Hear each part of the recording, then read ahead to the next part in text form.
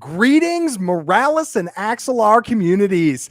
We are back again for another exclusive live stream event where we're looking at real development and real code live, this time building a real world asset lending platform. We're joined again by Idris of Axelar. Idris, how are you doing today? Welcome to the stage. So glad to have you here again. We always have fun when talking about development. I'm excited about this one today because as we all know, RWAs, real world assets on the blockchain, are a hot narrative right now and may mean huge changes for how finance is done worldwide in the future. But before that can happen, we got to build those solutions. So that's what we're here to talk about today. Idris, over to you to tell us how we're getting started with this, and let's get into it. Yes, thank you, and then thank you once again, GM guys. I'm really excited to be here. So today we're talking about building a multi-chain reward lending platform, and then we are going to go through the entire process of building a platform that is capable of lending, that is capable of giving you any type of asset you want. But in this tutorial, I'll be focusing on ERC20 token, and also we'll build out a RWA token and also simulate the process of an oracle where you could get like updated price feed and all of those things. And then we'll move on to how to initiate cross-chain, lending, and also how to repay those loans. And everything we are going to do it hands-on. But before we get to the hands-on part, I'm going to go through like the slide and just give you a background context on what you should understand about like what we want to do today. Of course, you might be familiar with RWAs already. We'll talk about RWAs, we'll talk about multi-chain RWAs, and then also the architecture behind it. Yeah. So I'm really excited to be here once again to facilitate this workshop today. Perfect. All right. So I see you got a presentation for us. So without any further ado, let's get into it and start learning about multi-chain RWAs and how they work. Yeah, sure. All right, are we good? Yep, I got your screen shared up here now. Thank you very much. So welcome once again. Let's get right into it, building a multi-chain RWA lending platform. My name is Idris Olubisi. I am a software engineer and a technical writer, currently working as a developer advocate at Interrupts Lab, working on the Axelar network, and you can find me on all social media platforms at Olanesoft. So what we cover in this workshop, like I mentioned earlier, we are going to talk about reward assets, go through some introductions, and also we talk about reward asset architecture behind the scene. We'll also take a look at the multi-chain approach to having a lending platform, multi-chain approach to reward asset, and also multi-chain approach to building a lending platform leveraging a reward asset. And then we'll talk about the Axelar general message passing, which allows you to do the multi-chain interaction during this process. And finally, we go to the demo session where we build these things together and also see it works live. Yeah. So moving on, to start with, I want to quickly share a short story about to just create a scenario around what we want to do today. So there's a farmer in a rural village in Kenya. He has acres of fertile land, but the local banks won't offer him a loan because he does not have a traditional credit score. And I think majority of us might be familiar with that problem, especially in some of these continents. Meanwhile, halfway across the world in New York, a technology entrepreneur is somewhere cooking and also working on building that next big thing, leveraging the blockchain technology. They seem worlds apart, but there's something that could connect them in a way that the technology entrepreneur could build a platform that allow anyone anywhere in the world to lend token or assets, and then using their reward assets like reward token as a collateral. So let's take example. Let's talk about one popular example. Let's take Goldfinch. This is a reward example in the DeFi space. So Goldfinch allows borrowers from emerging markets to secure loans using reward asset as collateral. So these loans are funded by global investors who trust the blockchain's transparency. and the strength of the underlying assets. So the system is opening doors for people who were previously locked out of this financial system and creating opportunity for growth and also prosperity. And in the case of this farmer in the rural village. So now imagine scaling this idea across different chains. I can borrow from this chain, I can repay from this other chain, depending on where I have my assets, on. In as much I have a collateral that I already presented when I wanted to request for the loan. So each with its own strengths. So one chain might be optimized for speed. So for example, if you're doing this across multiple chains, one chain might be optimized for speed, one chain might be optimized for maybe security, and the other optimized for, let's say, lower fees. But then all of these, by building a multi-chain platform, you could easily just tap into the best of each ecosystem, and by just interacting with a decentralized application that leverages these protocols and creating a truly global lending ecosystem that operates without any borders and then with minimal friction. So as we explore building the platform today, think about how you are not just writing code, but you are helping to build bridges between desperate, worlds, enabling real people to have access to resources they need to grow and also thrive and contribute to the global economy. So now let's talk about reward assets.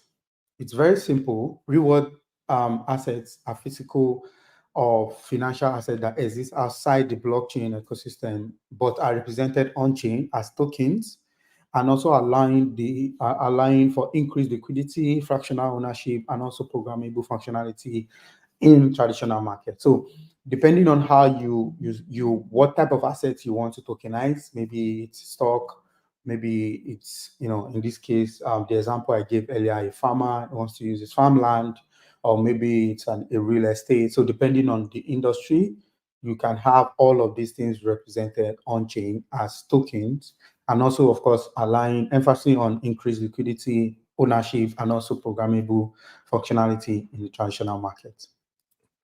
And in So a let's lot of ways, sorry to interrupt, Idris, but it feels like in a lot of ways, this real world asset narrative is the first steps of a post blockchain standard world where we have blockchains for their transparency, efficiency, and yeah, basically better tools than the current databases we're using.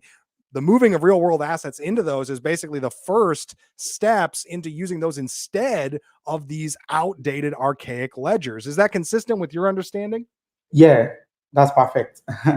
Yeah. So now let's talk about the reward assets architecture. You might already be familiar with this, but this should set like the right expectation so you understand how we move from just one chain to now thinking interchain and then building the multi-chain platform. So now this is just an overview of what it looks like, where you have, when we're talking about reward assets, you have the on-chain, off-chain world, you have the on-chain world. So you can see like three major components here on the off-chain world, where we have reward assets, we have legal framework, we have assets custodian. And then on my right hand side, we have the on-chain world, which the first one could connect to just like having a tokenized asset on-chain. It could be ERC-721, ERC-1155, depending on the use case and also the need. And we have the other side, which is very important, Oracle. This controls valuation of that reward asset, and then it's interconnected in such a way that it gets updated. So you can tell at every point in time what the value of that real asset is at any day, even after maybe you're using it on a lending platform, or you use it to buy something online and then you use that asset as a collateral. For us to keep track of the value, you need something like an Oracle that can help you keep track of that valuation of that particular asset. And of course, this is interconnected with the legal, having a legal framework to make sure that everything is set, is put in place with the right expectation. And then still on the right-hand side, where we have the on-chain world, we have the lending pool. So the lending pool in this case here, because what we are doing today, building a multi-chain lending platform, yeah, you can have a pool, and then that pool have an asset custodian where there are so many assets on that particular pool. So depending on what you need at that time, maybe let's say you have a collateral and then you've dropped a RWA token as a collateral, and then you want to use that to lend some assets on the lending pool. You can just have that, because the lending pool is directly connected to like the asset management and also custodian of any type of asset supported by that platform. And then finally, this is now connected to the governance. Of course, there's always like protocol management to make sure that everything is put in place. Governance, those are in charge of building the platform and maintaining the platform over time. So this is to give you like an overview of what the RWA architecture looks like. So now let's talk about the multi-chain version of what I just showed you right now. So the multi-chain version now, we've talked about like processes of what is involved, including off-chain and on-chain component. So when you think multi-chain here, of course, we have source chain, we have destination chain. So on the source chain, we have lending pool, and also on the destination chain, we have lending pool, because it's not a one-way thing, right? You can have, let's say on Ethereum, you make request for a loan, and then you request for a loan on Ethereum to utilize on, let's say, Base. And then you can also do the same on Base to utilize as an asset on Ethereum. So now we have the source and then we have the destination chain. If you take a look at the diagram again, we have the mock RWA token, which is like ERC721 that is issued to that particular address or that particular user. And then we have the RWA Oracle, which helps with like valuation and also making sure there's an updated feed based on the RWA assets. And then we have the Axelar gateway. So the Axelar gateway is deployed on both chains because it's connected via the Axelar network. So that way, if you send a message or during the process, which I'm going to show during the demo, where you see how we're able to send message directly from the source chain to the destination chain whenever a user requests for a loan from any chain, basically. So I'll be using, in the example, I'll be using Phantom and Celo, but of course, it's open to all EVM chains and also even beyond the EVM ecosystem using the Cosmos GMP. All right, so this is what the multi-chain RWA architecture looks like, which is powered by the Axelar network. So now, I mentioned Axelar network a couple of times. Maybe if you're hearing this for the first time, or I will give you a run through and overview of how exactly Axelar network is powering both platform and then making it easier for us to build the multi-chain lending platform that we are here to build today. So there's something called Axelar General Message Passing. So Axelar General Message Passing, as the name implies, helps you send messages from one chain to the other. And then it is powered by the Axelar network. So there's two important features I want to tell you all about when leveraging the Axelar General Message Passing, which is the core contract and also the core contract with token. So what's core contracts? Core contracts allow you to send message from one protocol to the other. It's as simple as that. But then how do you do that? What exactly do you need to implement on your smart contract to help you achieve that? First thing you need to think about is, I have my platform now and I want to like expand the capability, being able to do something like what we want to do today on other platforms. Like when I mean platform here, I'm talking about like different chains, right? So I want to have capability. I want my smart contract or my decentralized application to have this ability built in to interact with different blockchains. And I want to leverage the general message passing to send message in between these blockchains. So what you need to do is to call this function when you inherit like the Axelar SDK.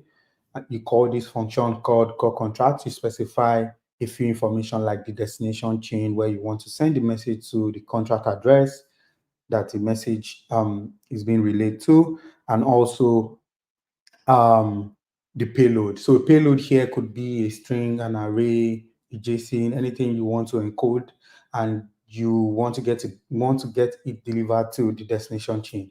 And then on the right hand side, we have underscore execute function. This is a function that gets run automatically on the destination chain whenever the message arrives on the destination chain. So if I send hello world from chain A to chain B, if the message arrives on chain B, I can be able to read that particular data decode the payload, and then use it to do whatever I want to do. So in the case maybe you want to send assets, just like we are going to implement during the demo session here, it's very useful. In case we want to do like a bounty, and then you want to share bounty on multi-chain to different addresses, you can encode from the source chain, and then once it arrives at the destination chain, you decode the addresses and then send the asset to those addresses. So that's like, these are just example of what you can do.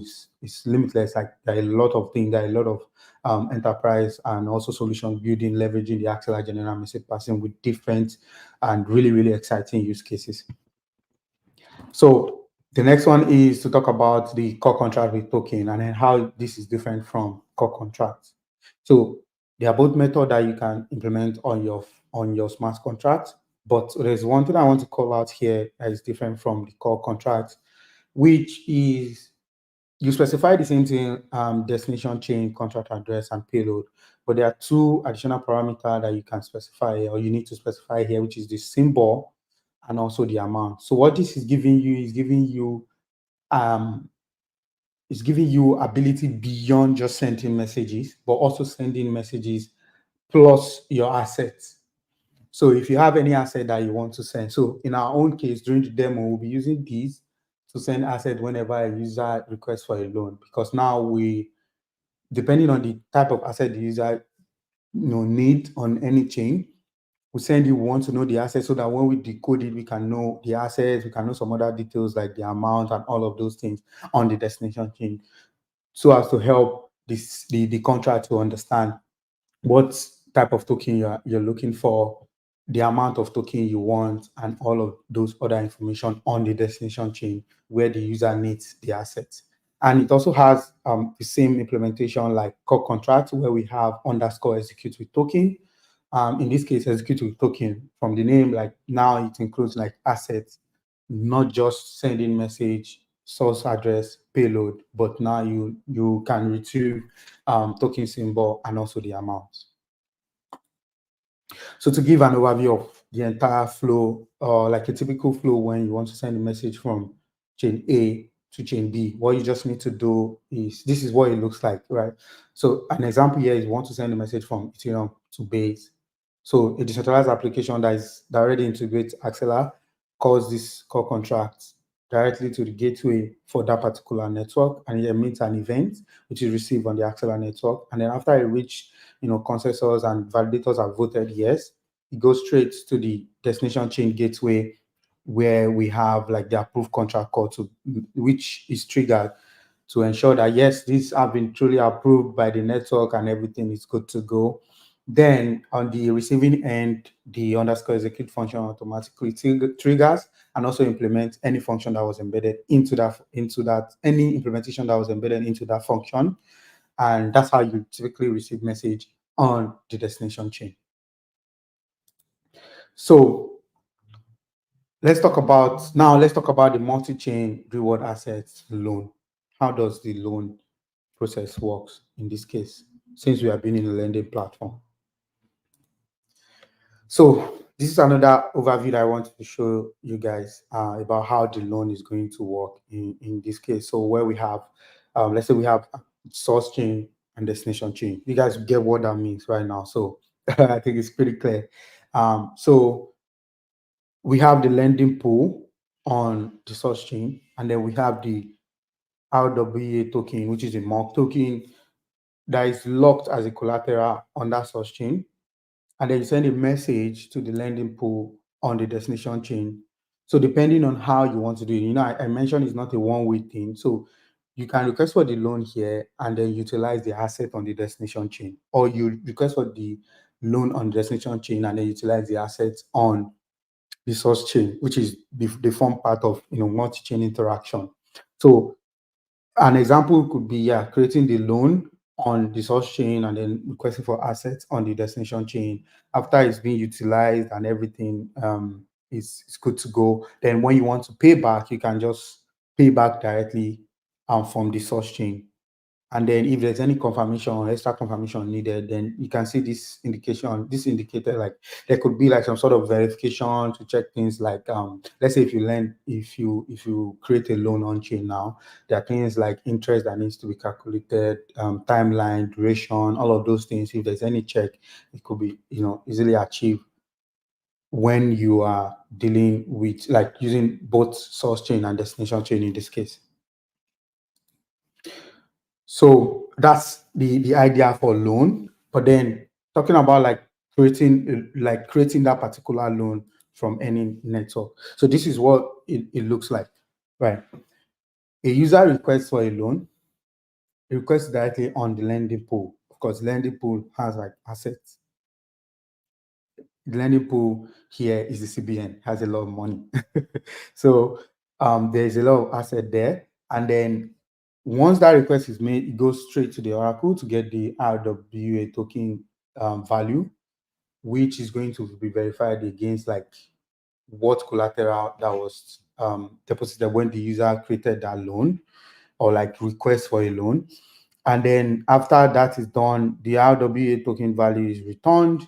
And then now we can transfer the RWA token to the lending pool. In this case, let's say you want to lock it in during the period that you want to lend the loan for. And then now the final step here is the fifth one here, where the user gets the transfer loan amount. And then that's how you entirely create the process of loan. This is just to give you an overview of what it should look like from the user perspective to the lending pool to the Oracle side, and also how we get to interact with the RWA token itself. So I want to pause a bit to see if there's any question or anything before I proceed with the loan repayment. Now that we've talked about the creation, let's talk about how you can get to repay your loan. Absolutely. Now there is one question here, and well, there's two questions. There's one that I was actually about to answer in the chat, but let me just answer it live. And please, Idris, add anything that you have to this as well. But the question is, what makes this different from Aave? Well, the main difference between the Aave lending platform and what we're showing here is Aave does not support real-world assets. And furthermore, Aave does not support taking a loan from a different chain than where you've deposited collateral. And so that multi-chain enhancement, along with the addition of real-world assets, would be the major advancement. Now, being able to access those things through your Web3 wallet, just like you access Aave, that, of course, is still possible. Do you have anything to add on that? Yeah, that's correct. So that multi-chain capability is what makes it different, and also the reward assets, and of course, the fun part. Absolutely. Now, the other question that's here, and maybe we'll come back to it later on, but there's a question about how we configure or set the interest rate for our RWA. I mean, obviously, when you're lending a traditional blockchain asset, the amount that's available for lending versus the amount that's being borrowed plays a major role in determining the interest rate. And maybe that'll be the case here too. Is this something you're going to come to in a little bit? Yes. Okay, perfect. During the demo, I'm going to show like it's not something rigid. You can customize it. So during the demo, I think I would probably demo like 5% interest annually, depending on the amount that you borrow. So you see all of those calculations in action. Don't worry. When we get to the demo session, we are almost there anyways. Amazing. So no, that's perfect. Let's keep going. Yeah. All right. Thanks, guys. So now let's talk about multi-chain reward loan repayment. So we've seen the process of loan and also creating the loan. Now let's talk about how can you repay the loan. So this is another view to see how loan repayment happens. So the first one, you have, of course, the lending pool on both chains, deployed on both chains, using your RWA token as a collateral. And also that is also in sync with the Oracle to make sure that the value is intact and everything. And so that is a way to make sure that the valuation that we are doing, in this case, where you need to have about 150% of the 150% of the token that you want to borrow as a collateral, so that we'll be sure that yes, it's enough. And also on things like the interest rate and all of this other calculation that is happening under the hood. So now we have this RWA token. Whenever, in this example, if a loan is requested, like a cross-chain loan is initiated on source chain, and then the asset is needed on the destination chain, there's a lending pool also on the destination chain. So once the collateral is locked on the source chain, and then the asset is sent to you on the destination chain, and when you want to repay, you can just repay directly from the destination chain. And then what the system would do in this case, we also send a message back. So when you pay, we send a message back to the source chain to tell the source chain, hey, this action has been done and it's completed. Now it's time for you to release the collateral and then take back your funds. So this is what the flow looks like. And then one thing to note here is the confirmation process if there's a need, because you're talking to two different chains. So there are some conditions that you want to make sure that it's being met before you can release funds either from the source chain or the destination chain, because this case it is bidirectional. It's not one way. You can either borrow on source chain, repay on source chain, or like borrow on source chain, use the assets on destination chain, or do like vice versa, depending on what the implementation of the platform looks like, and also how flexible they want to implement this. Because trust me, it's a lot to cater for. There's so many edge cases that you need to add when you are implementing them. So are you guys confused? Please don't don't tell me you are confused, because we are about to like see things in action. Enough of all these stories. So what we're going to do now is you can just scan this QR code real quick, and then this would redirect you to the final version of the entire code that we'll be using, including the lending pool, the RWA token, the Oracle simulation that we're doing. Everything is there. But what we'll be doing in this session now is to build and deploy a mock RWA token, and also deploy a test, Oracle that can help us update things like value of that particular token and asset, and also a lending pool contract, which is like the most important contract that we need for this lending to happen across different chains. And then finally we test the contract. So let me switch over real quick to my code. So for this demo, I'll be using Remix IDE Online. Let me zoom in a bit. I don't know if is my screen like, is this okay? Can you help me confirm? Or do I need to zoom in more? That's a little bit better there. That's good. And let us know, guys, in the chat if you're able to see. Obviously, we'll have code available for you, or if the QR code we just showed allows you to view it as well. But if it does need to be a little larger, let us know. We can try to zoom in a little bit. Yeah, definitely. Please let us know. It's like very easy to zoom in. So now we have this. I have a clean state. You can see there's nothing here. So what I need to do first is to create a folder called contracts, just to make sure we have all our contracts in one place. And then I can create a new file there. So the first thing I want to create is the mock RWA token that we will need here. So in this example, oh wait, didn't create that. So in this example, all right. So now in this example, I'm just going to create a mock RWA token. So I'll be using ERC 720, 721 rather, token to do that real quick. It's the token you are all familiar with. So first we will want to just import a few things to get started with, and then we can use that to create the token. So I'll be importing a few packages here. Let me just forget about this compilation for now. I'm going to fix that. So now we have this package that I just installed, that I just imported rather. Sorry, I'm trying to bring this back. Okay. All right, so I have this, right? I imported this contract, the Open Zeppelin ERC721, and also the Onebu, as I said, that we can set the owner of the contract before we deploy, the contract. And then what we want to do next is to create the contract itself. And then creating the contract, we can have this here. This is like it's a typical ERC 721 contract that you are already familiar with. I just hope my screen is not small anyways. Let me know. So this is a simple and then we're creating a state variable called, let me close this.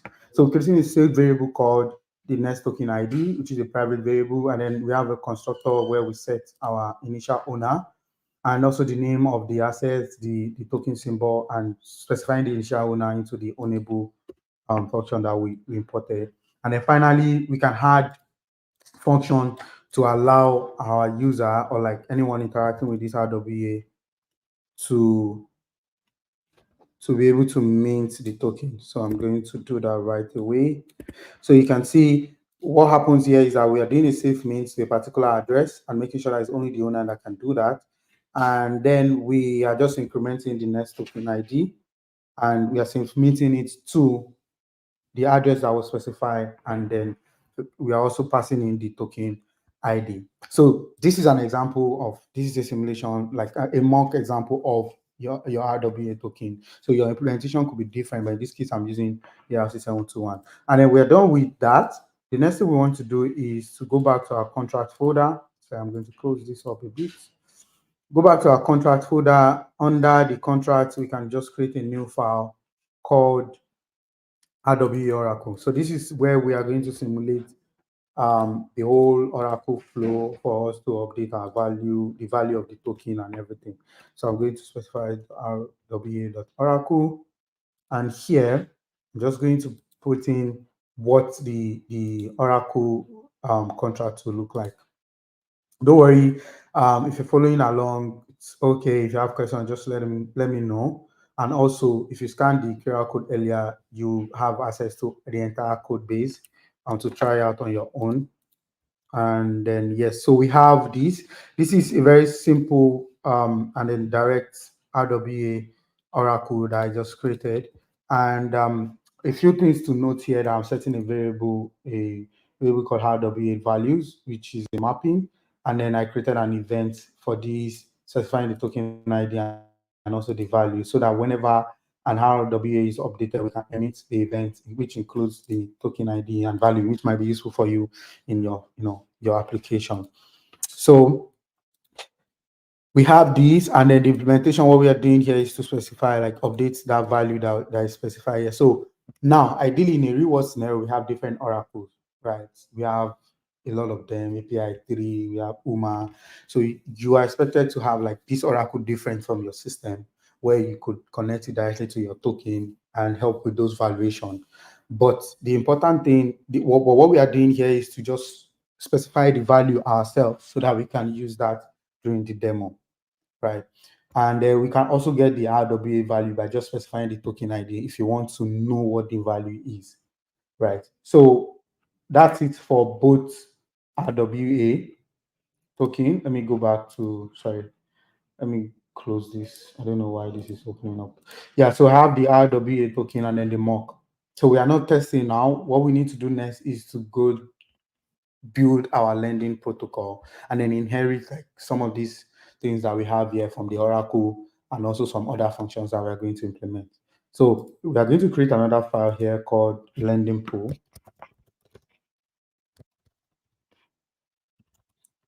So lending pool.sol, and then this is going to be, let me close this again so that I have a clean state. So there are a few things you need to we need to do in this lending pool contract. We need to like specify variable import, do some importations, and also make sure that we have a clean state. First, I want to add sorry, excuse me. So first we will need to add the version. Let me think I need to do water.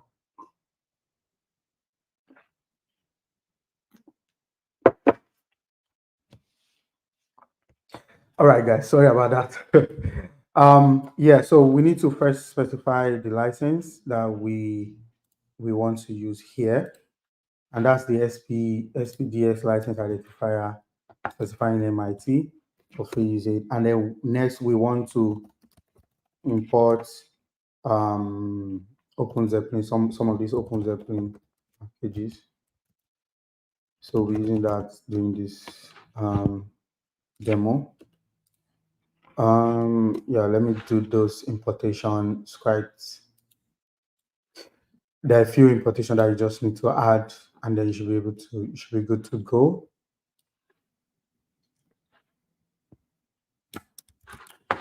So we import this, and we have this imported, which is the contract ERC27721. For security, we also added the entrance guard.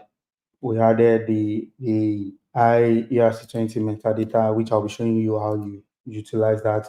We added the Axelar executable, which will allow us to have access to the core contract and core contract with token. And then we also added the Axelar gas service. So this Axelar gas service, because we are doing a multi-chain interaction, we need to pay gas for this system to be completed. Of course, by default, you need to pay gas on the source chain, pay gas through the Axelar network, and then pay gas on the destination chain. But with the help of this Axelar gas service, all you just need to do is to pay gas once with a native token on the source chain, and then Axelar will take care of the rest on your behalf.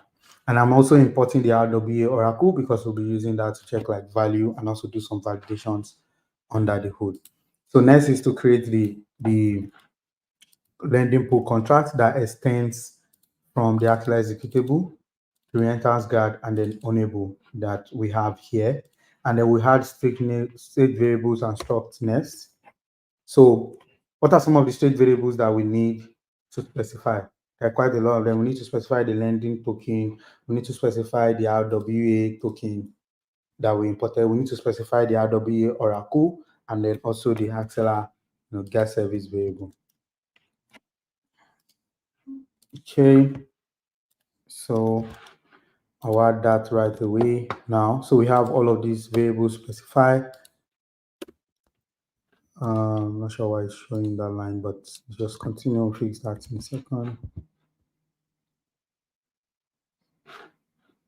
Oh, okay, I need to specify initial owner here.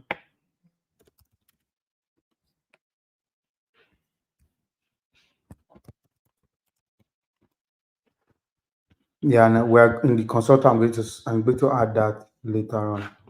Oh, not here. Sorry.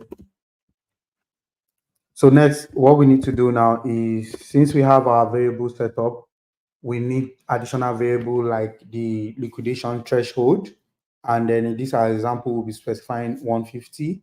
And then we also need the interest rate. And then in this example also, just like the question somebody asked earlier on, we're specifying 5%, which is calculated based off, annual rate, like annually, right? Depending on how long you want the loan for, and then what the interest rate looks like. All of those things will be calculated when you want to do the loan repayment, and then you should see that beforehand.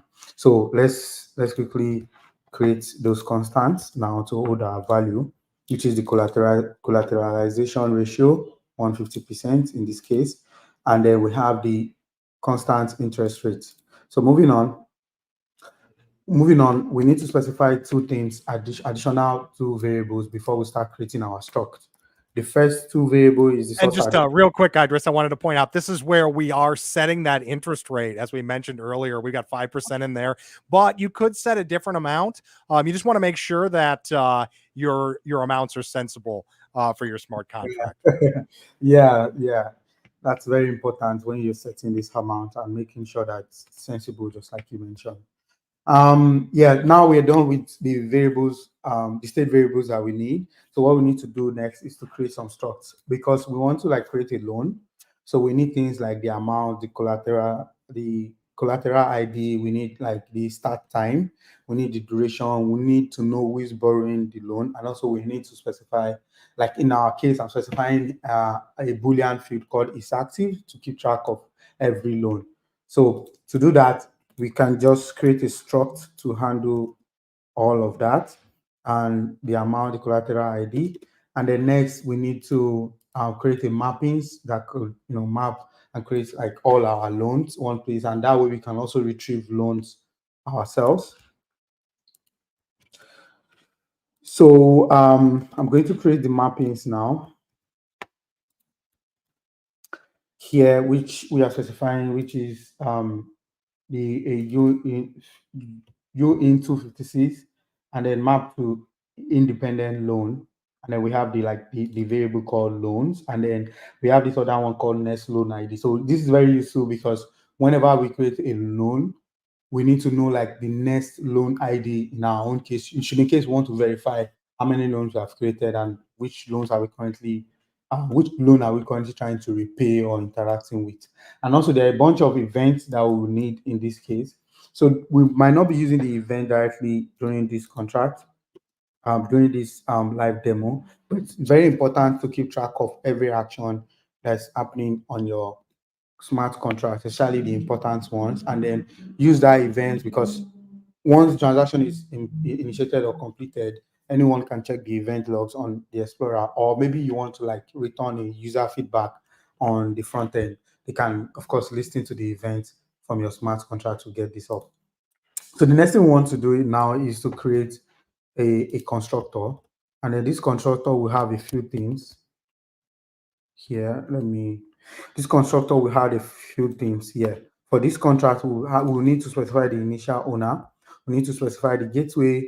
We need to specify the gas service, lending token, RWA token. These are like value that we get. The RWA token is when we deploy the token address will be passed in here before we deploy the lending pool. And then the RWA Oracle is also the address of the RWA Oracle that we deployed. And every other information like the gateway and the gas service is very important info that we need to pass in, particularly for different gateways that we are currently interacting with. So the next thing is to set our gas service, the lending token, and the RWA token, and also the Oracle, which we're doing that right now. So now, finally, we don't have any red lines again. So now we've assigned this um, to this gas service and also the lending token variable that we created before based off any address that is specified here, and then the same thing to the RWA token and the RWA Oracle. So we're done with the constructor. The next thing we want to do now is to create a function that can handle the loan creation. So to do that, we need, when we create the loan, to create the loan, you can create a very simple function like this that also extends non-reentrance for security reason. And then what we need to do to specify here is the amount, collateral ID, the duration. So these are the things you need to supply if you want to create a loan. So first thing first, we want to do some checks to ensure that first things first, we want to do some check to ensure that you are the owner of the token of the RWA that you're trying to use as a collateral, and also doing calculation based off your collateral, threshold, the threshold that we have against the amount that you want to borrow, and also the collateral that you have to borrow that amount. So the first thing is to check if you are not the owner or not. So which is simple require here where we can check directly because now we have access to the RWA token contract. And then we can just check based off the collateral ID to know who is the owner and then verify it against the message of sender. And then the second check is for collateralization, right? To know if you have sufficient collateral for this particular loan that you're about to create. So just going to get this up real quick.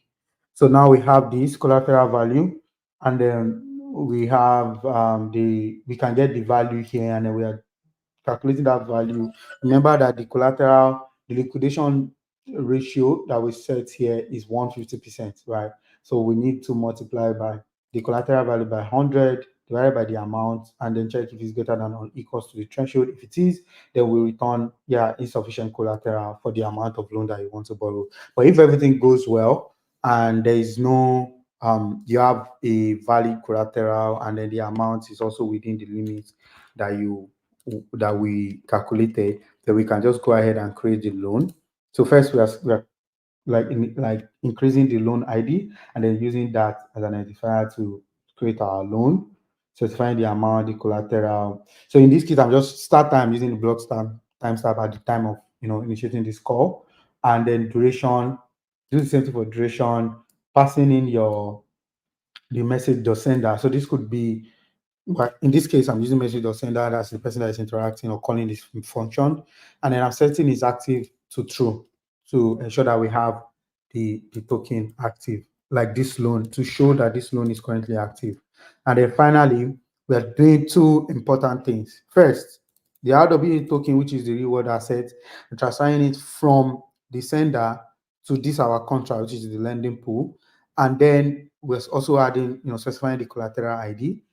And then the next step that we're doing is to see this lending token is the asset that the user needs on maybe on this chain or on the other chain, right? So we have that specified. So we are transferring once we transfer this, we've gotten the collateral on this contract. The next thing we do is to transfer that amount to the user, transfer the amount the user is requesting for to the user, and then they emit this event. So this is a very simple function. This is a function that could allow you to create, a loan on a single chain. Now, if you now want to repay this loan, let's say quickly implement the function to repay this loan. So I want to showcase like what it looks like to create a loan on a single chain and then repay it. And then we'll now test initiating a cross-chain loan and also repay that cross-chain loan. So those are the four steps that we want to do. So we've done the first one, which is to create the loan on single chain. So the second one is to create repayment. The repayment function. In this case, we call it repay loan, right? You can call it anything you want, but that function should just take in, to simplify things, this function is just going to take in a loan ID. And then with the loan ID, we can do every other thing that we want to do. Of course, to start with, we also want to do like validation to make sure that the user loan has like the loan is active, the user is not okay, to also check if the user is the borrower or not. And then after we added those validation and everything seems to pass, the next thing we want to do is to calculate our interest. So this is another response to like the answer you asked earlier. So to calculate our interest, we need to create a different function to undo that. So let's pause a bit on this and then move to this next step, which is to calculate interest. So we're just going to have this method that helps us in calculating our interest, and this will be based off the threshold and some other component. So the method here to calculate our interest is assign the amount, the start time, and the duration. But one important thing here is that we are returning just a value. And to get like the time elapsed, because every loan has a duration. So we also want to know if the loan is still on or it has elapsed, and then we can use that as a component to calculate. And then with that, we can also check if the calc time has elapsed for the loan, which is what I just mentioned. And then finally, we calculate the interest. And this calculation is the amount times the rate times the time that is being used divided by 365 times 100 times 10 raised to power, like the decimals available. So in this case, we are using 5% annual rate, and then we are specifying it to this interest. So what I'm doing here, I'm just typically doing what I have on this comment here, amount times 5 times time elapsed, then divided by this times 100. And then finally, once we have that, we have just for token decimal, which is USDC in this case. So why I chose USDC, you don't have to do this if you are dealing, if the asset is like an ERC20 token asset and is not 6 decimal point. But because the asset the user need on the destination chain is AUSDC and it's 6 decimal. So I'm just basically just converting it immediately here before we utilize it in the repay loan method. How that you guys get that? So now we can now continue in the to implement our repay loan where we calculate the interest, since we now have the interest function. So I'm just going to minimize this a bit. So we focus on this. And then we have this. So now I'm calling the calculate interest, specifying the loan dot amount, the loan dot start time, the duration, and then I want to, after getting all of that, I want to know the value of the repayment. So what exactly are you repaying me? So now it's the loan amount plus the interest.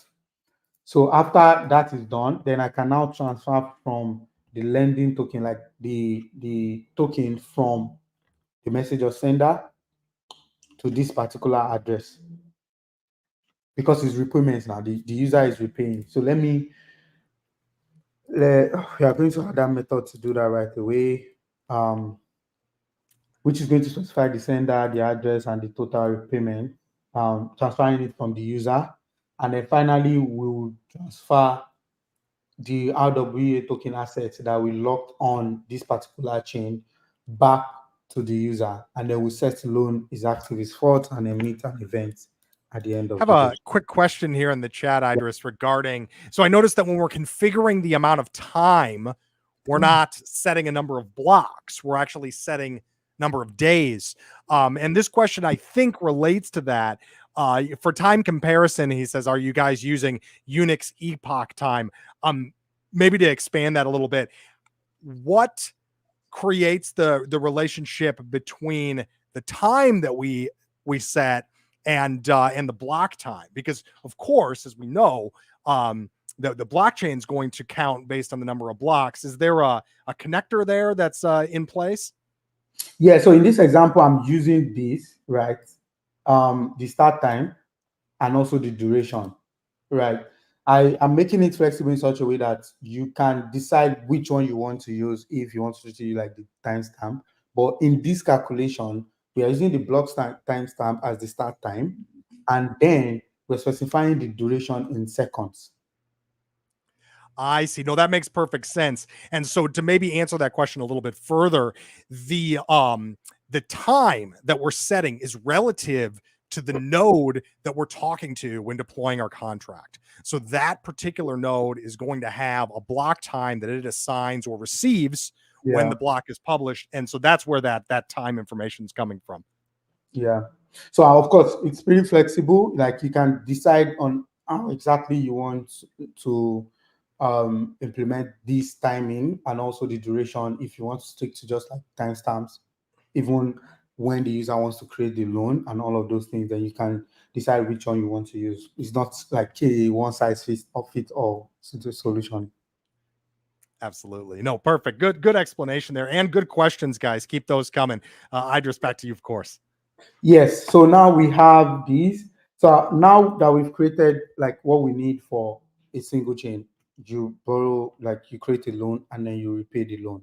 The next thing we want to do now is, so before we move on to like the question part, you can add something like liquidate. You can add something like liquidate loan function that can allow you to liquidate maybe the user default or the value reduced, right? But because of time, I'm just going to proceed with the cross-chain side of things, and then we'll now move on to the testing phase where you see all of these things in action. So now the cross-chain loan is similar, almost similar to this, but remember it's cross-chain, like it's multi-chain. So we are having interaction between two different chains. So the first one what we want to do is to create a method that can allow us to do that. So we call this method initiate cross-chain loan. And then this is the payable method that takes in a couple of parameters. And the parameter here is the destination chain, where the chain we are interacting with, the address, and also the amount, collateral ID, and then the duration. So collateral ID is, of course, the RWA token. There's an ID attached to it. We use that here, and then the amount that you want to loan. So we have this method now. As usual, we start with validations, making sure the first thing we want to check is, did you pay gas? Because this is a cross-chain interaction, you need to pay gas. Are you also the owner of the RWA? And they will also check for insufficient collateral like we did before when we were working on this. So now we have this, right? So we have all of these validation in place. If any of these fails, then we can get a feedback when we're trying to test immediately before we even proceed at all.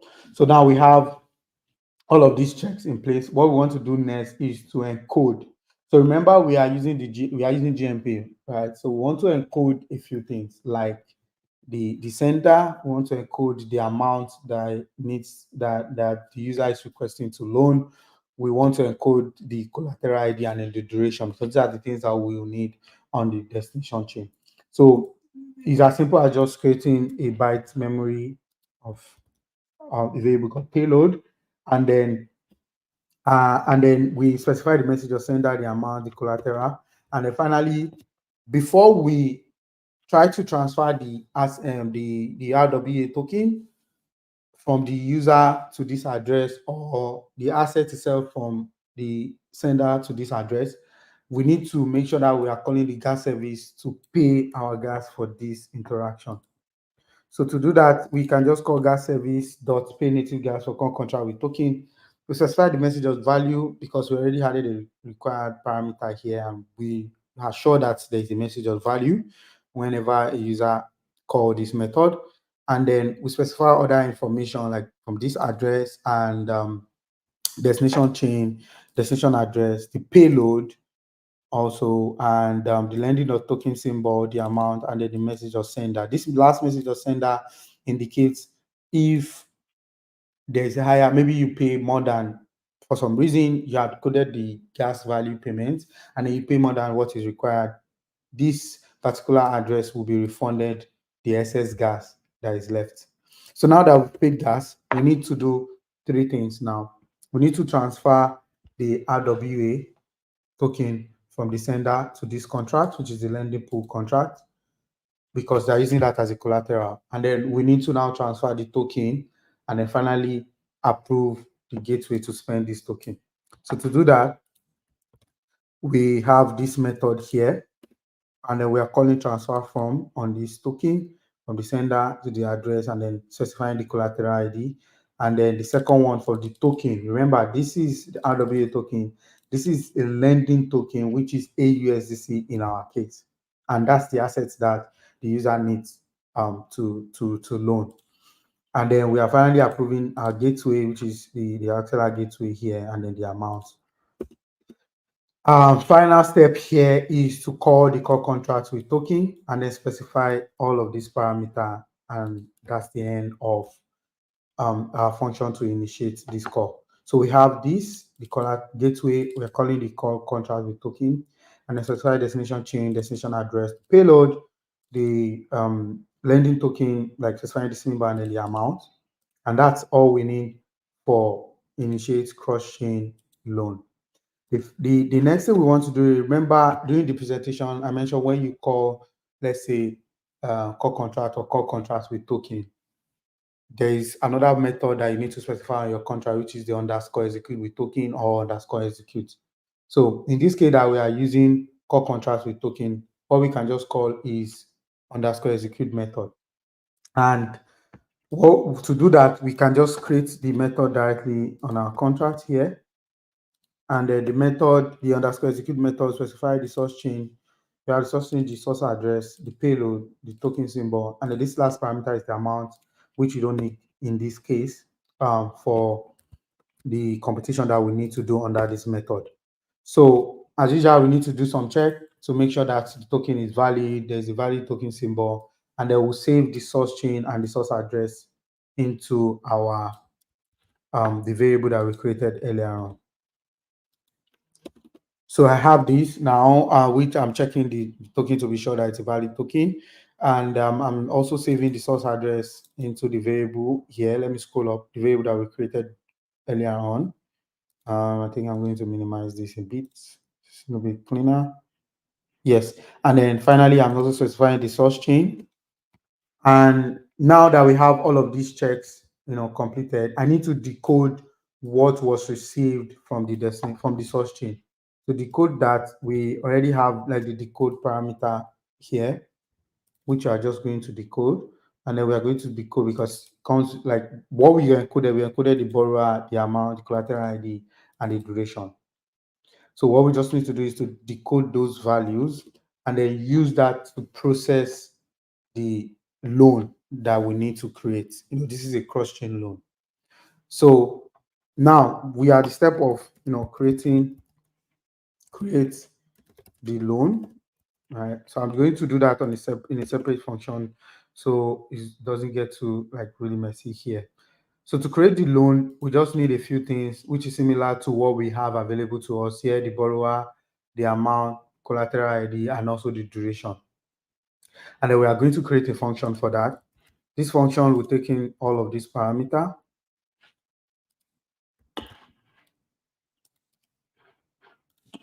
So this function will take in all of these parameters. And then let me reformat a bit. So we have the borrower, the amount, or this is similar, same parameter that is available to us when this request lands on the destination chain.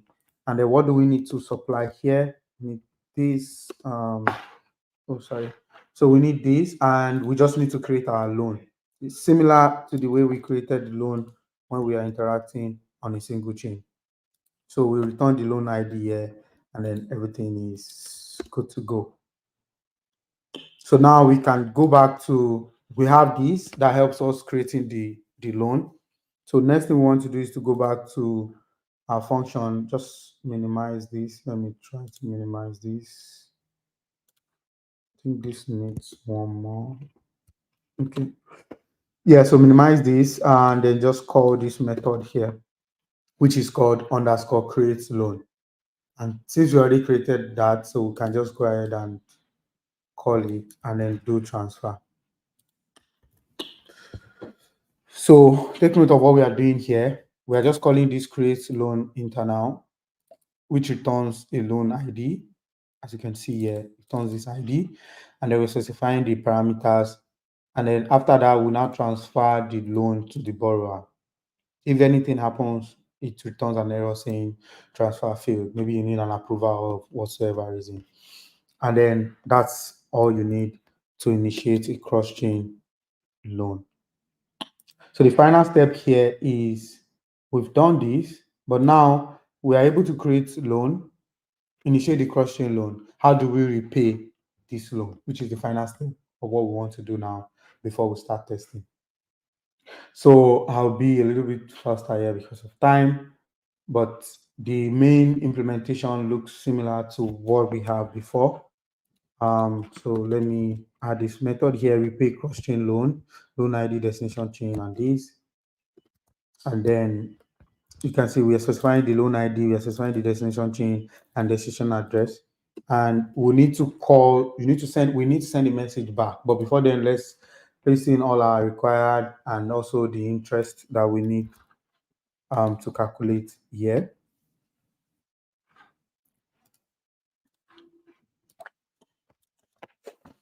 Yeah, so all of the interest that we need to calculate. So now we've required, make sure that gas is paid, loan, and then checking few things like loan is active, the message, the sender is the borrower, and then calculate the interest like we did before, and then the total repayment.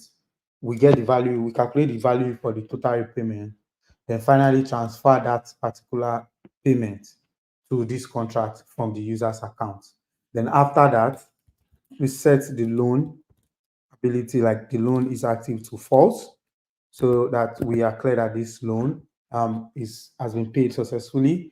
And what we need to do next is, how does the destination chain, or like the source chain, know like this loan has been repaid successfully?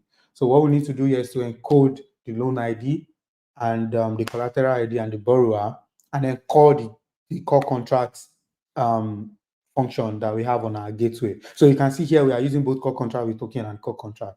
We are using core contract with token to initiate, and then we are using core contract to notify the source chain when the payment has been made successfully. It's similar to what we've seen before. I'll just quickly get that in here.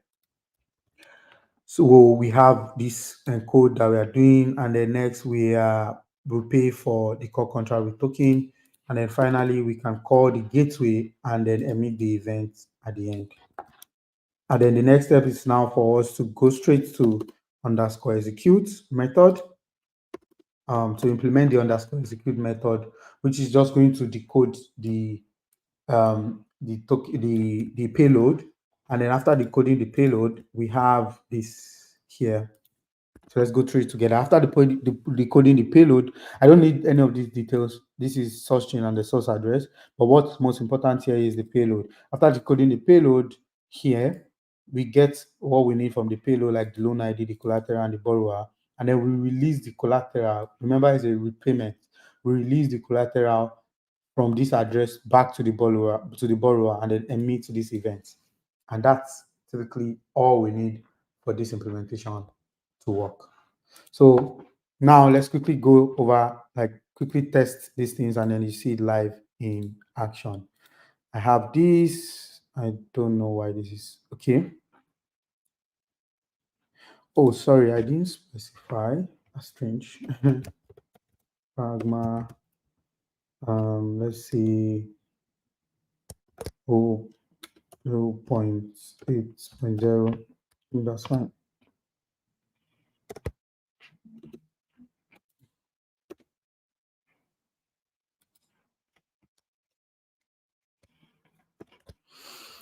So now we have this specified, and we should be good. What's going on? Invalid parameters. Oh, I'm bad. Sorry, so didn't specify. Yeah, so now we have this, and the last one on use variable, line 230. Let's quickly check that. Line 230. Yep. Okay, I think we're supposed to emit an event here. Oh, sorry. Emit an event here. Let me see. Is this for? I think this is for executing with token. Just to be clear, we are on a clean state before we start testing.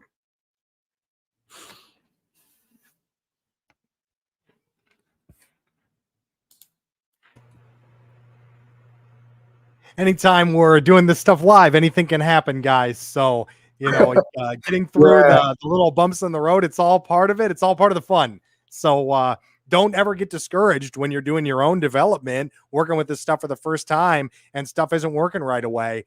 That's all part of that, learning to adapt to these new advancements. And I know a lot of you are very excited about trying this stuff out. We'll make sure to post that QR code again before the end of the stream. So if you're missing that, don't worry. Yeah, so now let's test. So we need to deploy a few things. First, I need to set my environment. Let me make this bigger.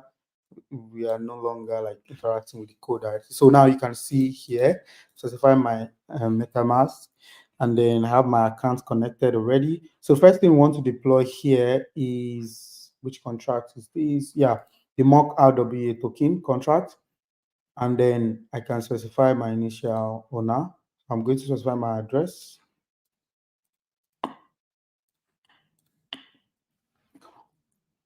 So now this is going to deploy that reward token, that the mock reward token that we have, the contract that we have. You can see that's deployed here successfully. And then the next thing we want to do is to deploy the Oracle. And then to deploy the Oracle, you can see I specify like Oracle. I just need to paste in the same owner address on the same network. We are on, oh, okay. I think there's a mistake there. I want to go from Phantom. So let me quickly switch to Phantom. So Phantom, yeah. So now I am on Phantom. Let me go back to the mock token and redeploy real quick. Deploy. So you can choose any network. So I'm just using this two network for tests. I don't have like enough faucet on Celo. That's why I switched back. So yeah, we have the mock token deployed, and then I can deploy the Oracle.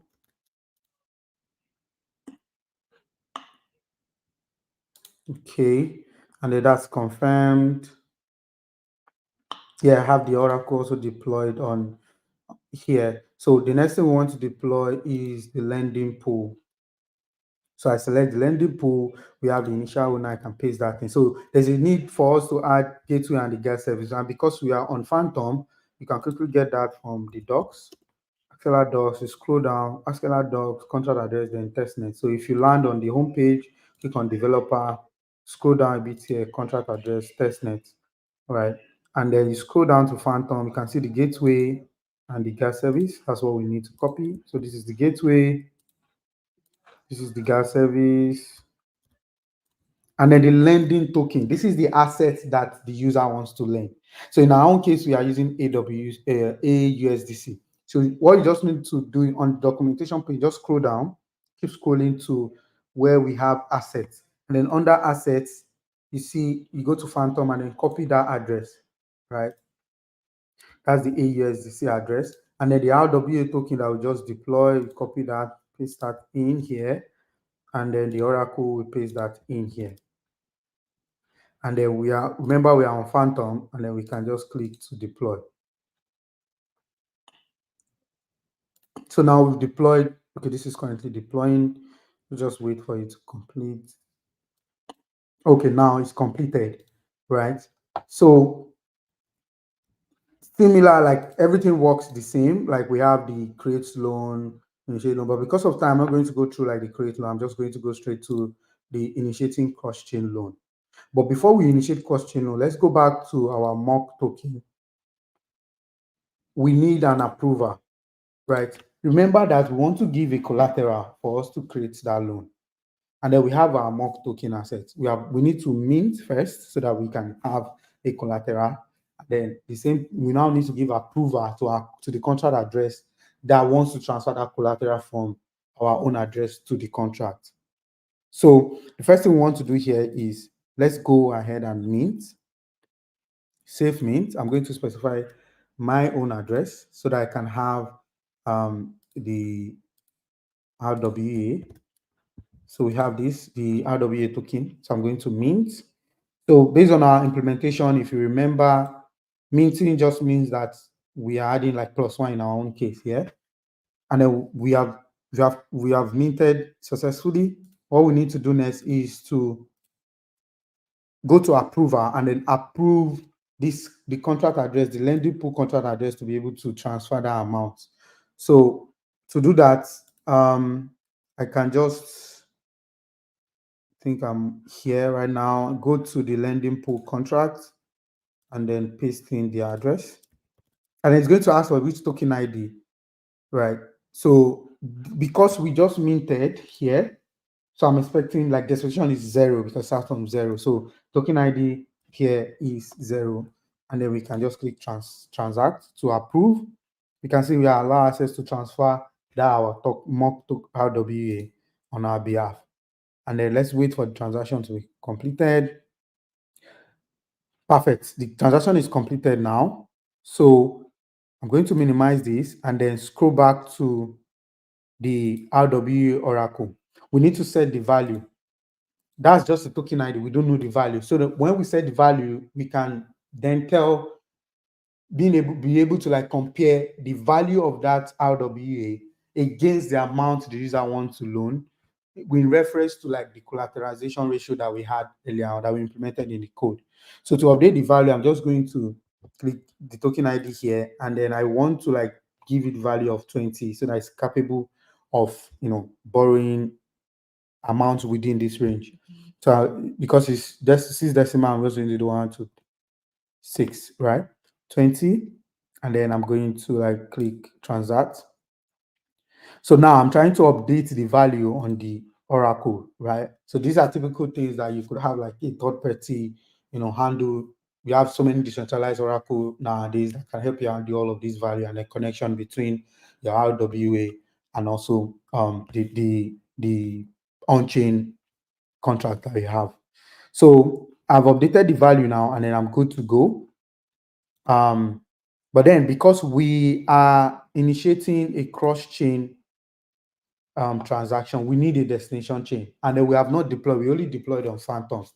So let me switch to Celo. 1 second, which is the other chain, so that I can deploy this same contract I just did on Phantom to Celo. So specifying the same information like we did before.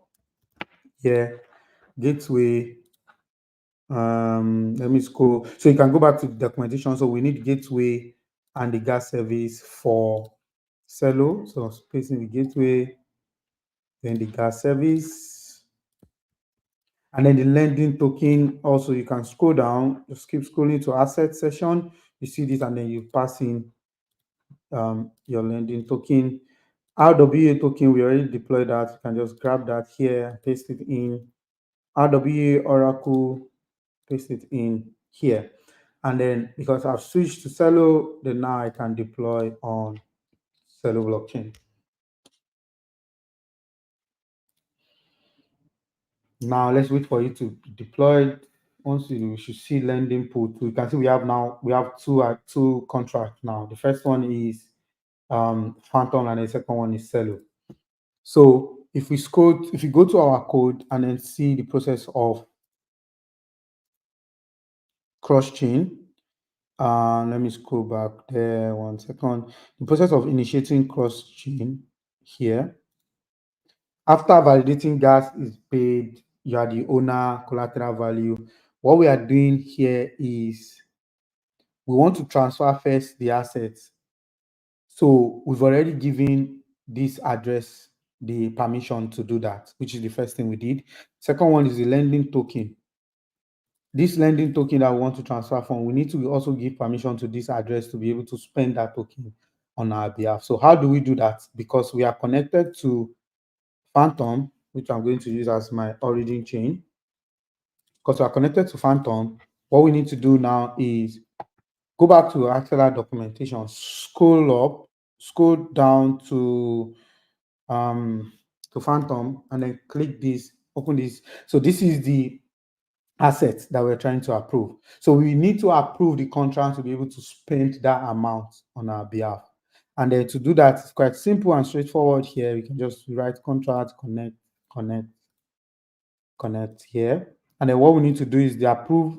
Who is the spender? Spender is this our lending pool contract on Phantom. Right. Paste in here, and then the amount that we want to approve. So I'm just going to approve like as many as possible, but depending on the implementation. And please always try to, when you are giving approval to third party, always try to read the information of what type of approval you are giving. In fact, click on view details, make sure that you read everything before you give approval to any application. So let's view this transaction. This transaction, yeah, this is approved successfully.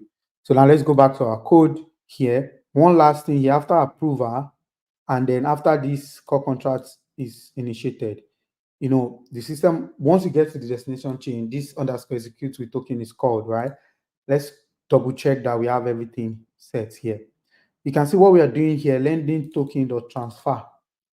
We are saying this, the contract should transfer the amount to the borrower here, like transfer that lending token to the borrower here.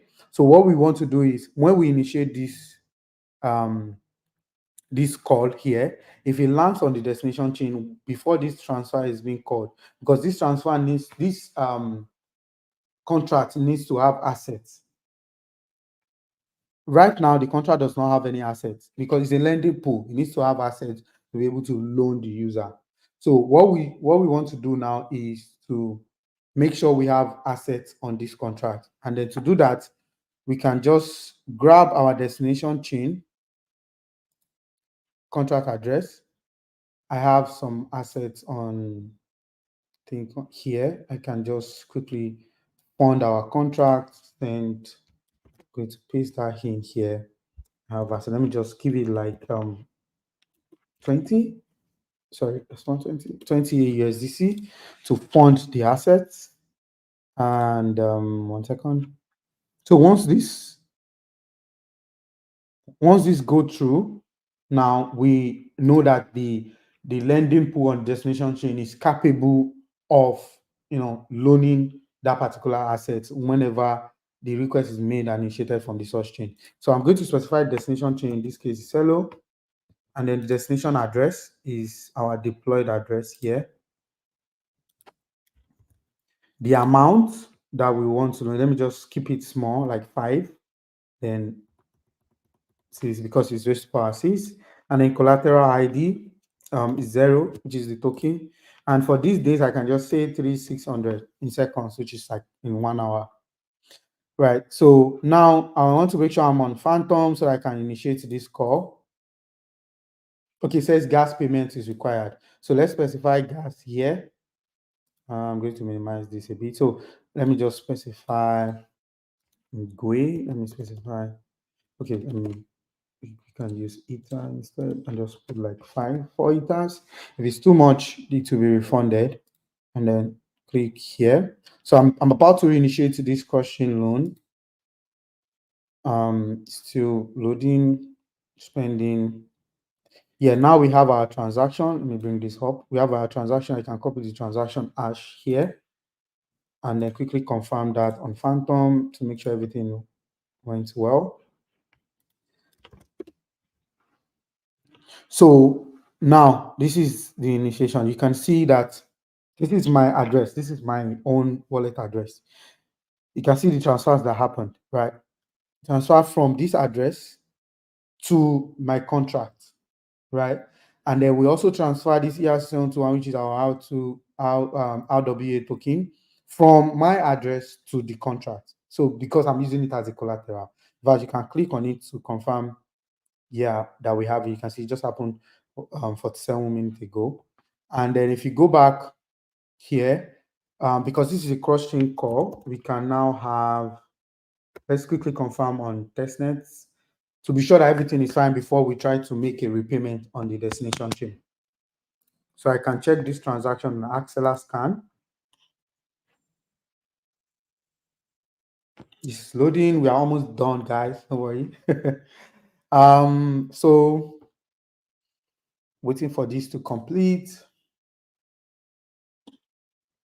Yeah, so it says it's kind of trying to confirm right now. But I think while this is confirming, we can just go back to our code and then minimize the lending pool for Phantom and then open up the one for Cello where we can do the repayment. So the loan ID is 0, obviously, because the count is going to start from 0. Destination chain is back to what? Phantom. And then the destination address is our contract address here. So what we want to do there is to repay the loan. So we are repaying from Cello in this case because that's where the asset was, being utilized.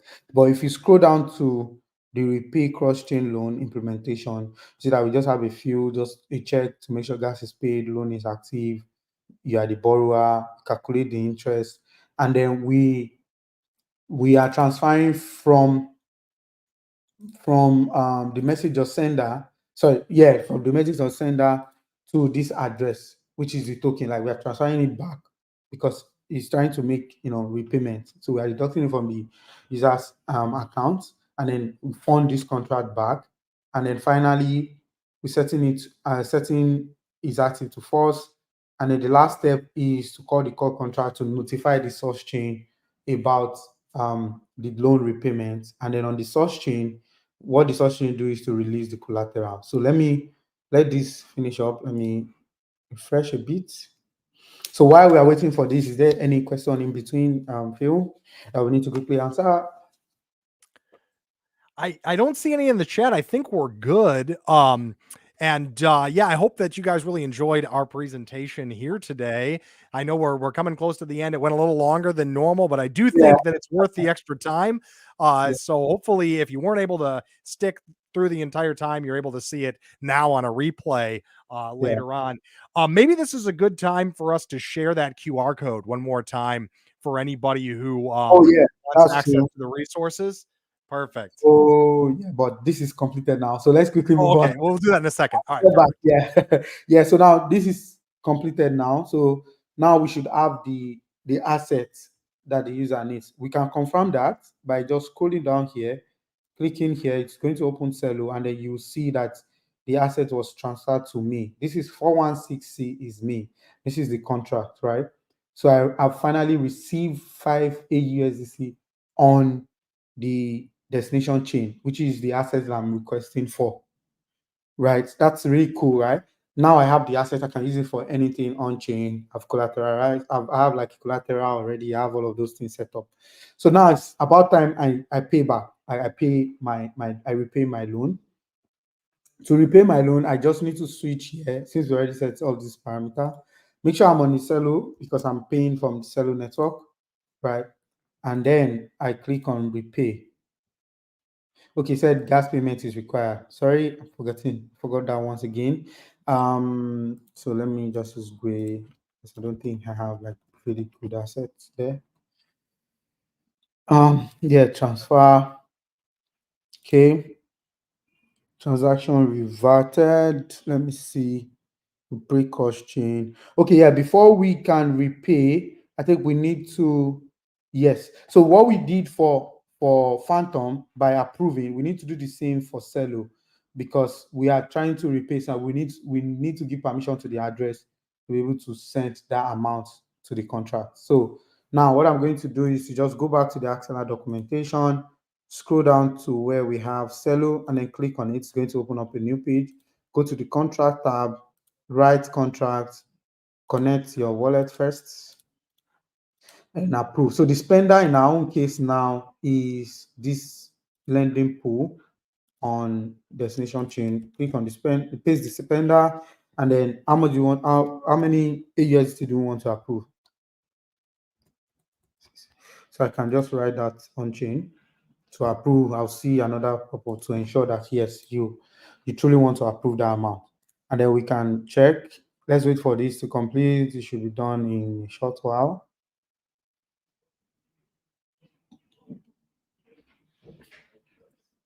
Okay, yeah, so now this is done. This approval is completed. What we need to do next is to go back to our code and then retry.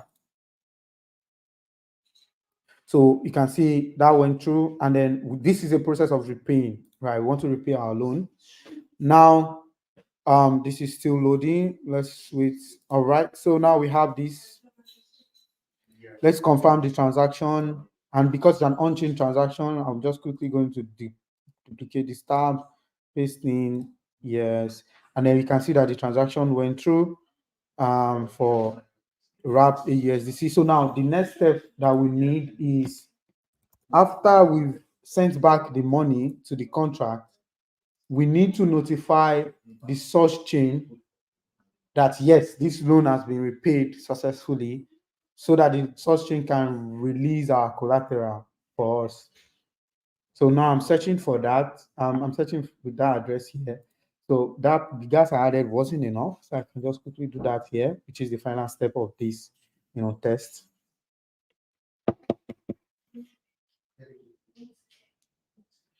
On second, so we should see a pop-up right now. I think after seeing this pop-up, I should be able to share the QR code again so that you guys can scan. Okay, yeah, so adding gas. So I'm just going to click confirm. So while that is being added, so this is the QR code in case you want to scan again.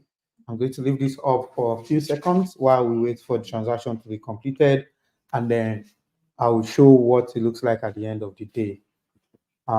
This is okay, yeah? Yes, perfect. So guys, any of you who've been waiting for that QR code, maybe you missed it earlier, here it is once again. This is going to link you to a lot of that documentation, code samples, things like that you're going to need in order to reproduce these steps yourself. And well, while we're waiting here, Idris, thank you so much for presenting with us today. It's been very exciting, and it's nice to see all of the things that we worked on in previous live streams sort of come together to produce a more complex solution than maybe we've ever seen before in one of these Moralis Axelar demos. And for anybody who hasn't seen those previous videos, I encourage you to check them out. Things like moving assets cross-chain, deploying to multiple chains simultaneously a new asset. All of these things and more are possible with Axelar Tools. And checking out those other videos is the key to getting started with it. Yeah, exactly. If you haven't seen that before, just go to Moralis channel, check our previous video. You see where we talk about GMP that we're currently using now in full detail, and also ITS and some other cool things that you can enjoy. So now, 1 second, let me go back. So it's currently approving. So once this approval is done, the expectation is that our collateral will be released on the source chain back to me, which is the owner of the collateral, because I've fulfilled, I didn't default, the value of my RWA was still intact during the process. I borrowed these assets on the destination chain, and then I can get my collateral back. Beautiful, beautiful. All right, so we're just waiting a couple seconds for this to confirm here. Now, let's see if we're Yes, okay. We're nearly there. One more execute.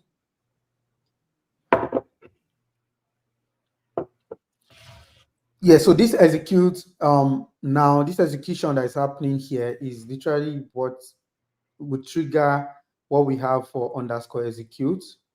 And you can see under the, let me bring this down. So under this, you can see that we have on this underscore execute implementation is what the system is currently doing right now. And then with that, you can release the collateral back to the owner. So let's go back. Oh, fine. There we are. Perfect. Yeah, so now I can check. Let me confirm if that actually happened. So I think, okay, one thing I forgot to show is I wanted to show you guys like who was holding this mock before we transfer it back. But it's fine. It's back to me. You can see this is my address 416C, right? It says this asset was transferred from the contract back to my address. And what asset is that? My mock RWA. Beautiful, beautiful. So of course, when you had that deposited in the contract, it's accruing interest. You're going to see that within the contract balance. Exactly. That was what I forgot to like show. But we have access to that here because I can click on the contract. Yeah. So let me. So this is, I think this is when it happened, right? When the asset, this is when it happened, when the asset was transferred to the contract. So now that's completed. So what I want to do next is to just quickly go back to the presentation and wrap up. So guys, that's it. This is the QR code. One more time to scan, and then you get the complete code. I know you have like a lot of questions. Don't worry. Please feel free to reach out to me. Feel free to reach out to us on GitHub. We have this GitHub called Axelar Support. If you Google Axelar Support, you're going to see this GitHub repository where you can create an issue either for this. Maybe you don't understand something or you run into any error, please create, or for any other tutorial that we've done in the past, or maybe you're going to our documentation, you didn't understand the concept and you need clarity, please feel free to create an issue and I'll be happy to help you. We also have the Axelar example repository that we've created for builders like you to go through the examples and quickly get started in no time. And then finally, my name is Idris Olubisi. Once again, you can reach out to me if you want. This is a QR code. It's a survey that takes less than 1 minute for you guys to fill in. Let me know what you think about this presentation. It takes less than 1 minute to fill in. I need your feedback to help me improve, to help us improve in our next live stream if there are some things that we're missing out right now. And then if you are good to go with it, please let us know. We'll be happy to support you also in any of your requests or like, bug debugging process.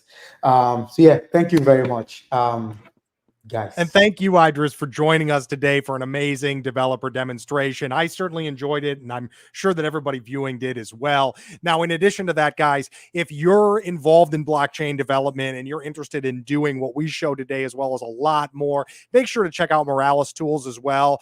We're here along with Axelar to help you in your development journey, to give you tools that take you to production faster than any other solution available anywhere. So with that said, guys, I hope everybody has a wonderful day. Thank you again to Idris, and we'll see all of you in the next video. Bye. Bye.